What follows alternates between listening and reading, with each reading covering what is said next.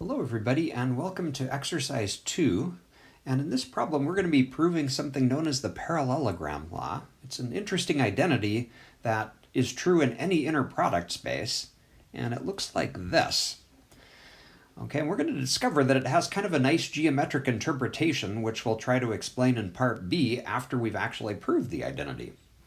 Okay, so we're going to approach this the same way that you might if you were proving a trig identity. We're going to start with the left-hand side of this equation and see if we can make it look like the right-hand side.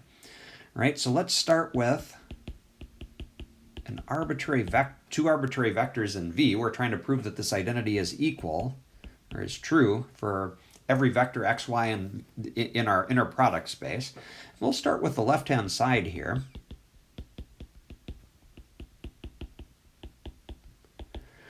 Okay, we might start by remembering that by definition, the norm of a vector in an inner product space, the norm squared is the inner product of the vector with itself. So the norm of x plus y squared is just the inner product of x plus y with itself. Okay, and then the same is true for the norm of x minus y squared. Okay, so there's our first line. Okay, and then this is about just doing a bunch of algebra and remembering that we've got these properties of inner products that basically say that we have linearity or types of linearity in each coordinate. So for example, the inner product of x plus y with itself, we could use the linearity of addition in the first coordinate to expand that as the inner product of x with x plus y plus the inner product of y with x plus y. Okay, and then doing the same thing for the second term over here, linearity in that first coordinate is going to give us the inner product of x with x minus y plus negative y with x minus y. Okay, and I'm going to do one more thing before we proceed here. Notice that there's a minus sign in front of that y. I'm going to go ahead and use the fact that we can take that constant and move it outside of the inner product. That was another property on our list of the definition of an inner product. We'll just rewrite the rest of this.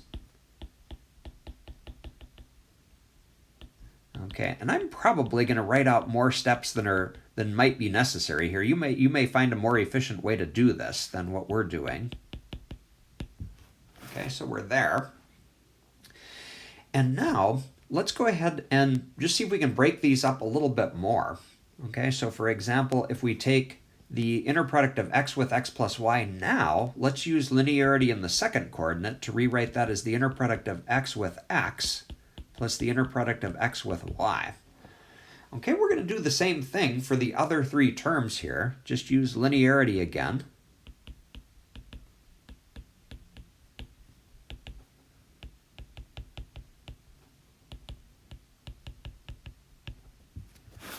Okay, and then over here we've got a minus the inner product of y with x plus the inner product of y with negative y. Okay. Well, let's see. Do we notice anything here?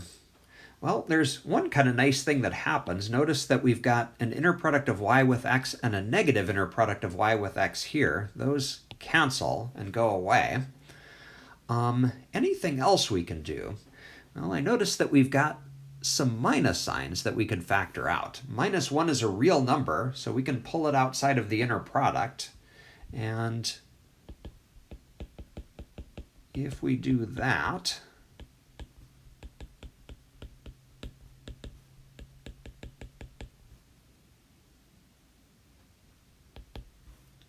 okay, technically when we take this minus sign out, it would come out as the complex conjugate of negative 1, but negative 1 is a real number, so it's just going to come out as a negative 1. Okay, and then over here we've got a minus, and if we pull that minus sign out, we're going to get a minus inner product of y with itself. Okay, now, same thing. Do we notice any cancellation or other ways that we could simplify this? Well, let's see. I notice that this term and this term are negatives of each other, so those are going to go away. And this minus a negative is going to turn into a plus. And notice that if we group like terms together, what happens here? We've got that term twice, so we're going to get 2 times the inner product of x with itself, and then 2 times the inner product of y with itself. And if you look at the right-hand side of our equation, that's really exactly what we wanted, because the inner product of x with itself is by definition the norm of x squared. Same is true for the norm of y squared. Okay, and so we started with the left-hand side, we ended up with the right-hand side. We have completed part A. We've proven that identity. Okay, now what about part B here? Well, this is kind of getting at in discovering a geometric interpretation for this identity that we just proved. Okay, so they'd like us to start by drawing in the vectors x plus y and x minus y. All right, so let's think about vector addition in R2 here. So if we start at this point and we kind of move along the vector x and then move along the vector y, that's what it really geometrically means to add those two vectors together. That means that our starting and ending point are here and here.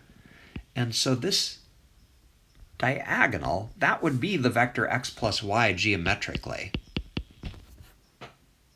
Okay, it's just one of the diagonals of our parallelogram. Okay, and then what about x minus y?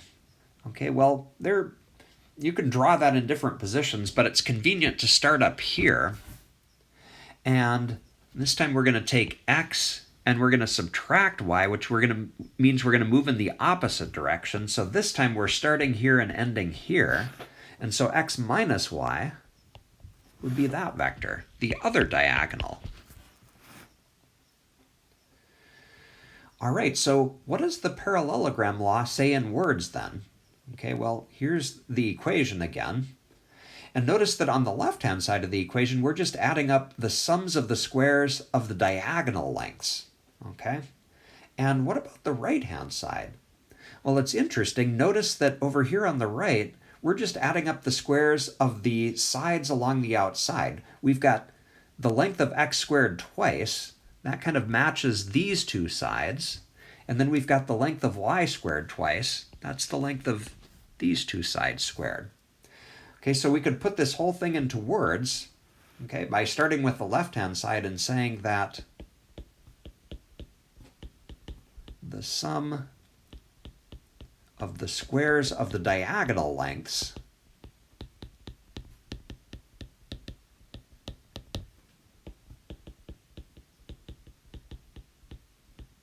of a parallelogram is equal to the sum